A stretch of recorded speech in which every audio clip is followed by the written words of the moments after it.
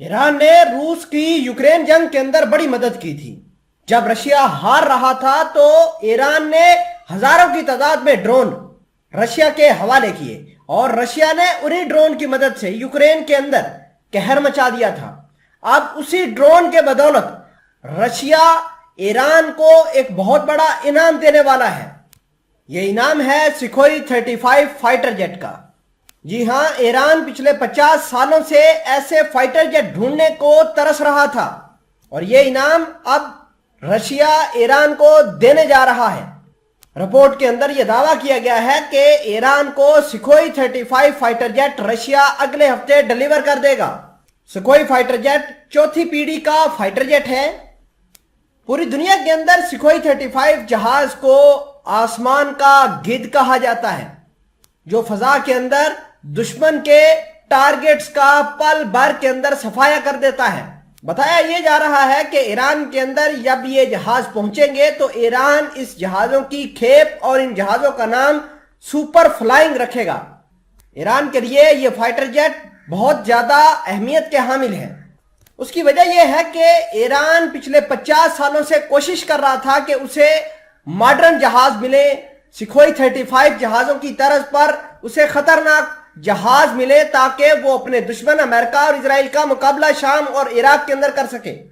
अहम बात यह है कि ईरान ने पिछले 33 सालों के अरसे के अंदर कोई भी बड़ा जहाज नहीं अपने बेड़े के अंदर शामिल किया।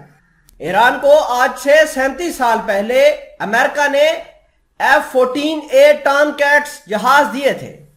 साल 1976 के अंदर अमेरिका और ईरान के दरमियान टॉम कैट्स को लेने का मुआहदा तय पाया था। ईरान के रेवोल्यूशन जो कि 1979 को आया था, उससे ठीक कुछ अरसा पहले अमेरिका ने टॉम कैट्स के 79 जहाज जो हैं वो ईरान के हवाले कर दिए थे। ईरान के रेवोल्यूशन के बाद ईरान और अमेरिका के दरमियान ताल्लुकात खराब हो गए, जो आज तक खराब चलते आ रहे हैं। अहम बात यह है कि अमेरिका की पाबंदियों के बावजूद ईरान इन जहाजों को उड़ाने में कामयाब रहा है। अहम बात यह है कि ईरान ने सोवियत इरा के दरमियान सोवियत से तकरीबन 96 के करीब MiG-29 जहाज परचेज किए थे, लेकिन ये MiG-29 जहाज अमेरिका के जहाजों के करीब भटक भी नहीं सकते। यही वजह है कि ईरान ने फिर सोवियत इरा से मजीद जहाज परचेज करने से गुरेज किया ताकि वो अमेरिका के जहाजों का मुकाबला किसी और तरीके से कर सके।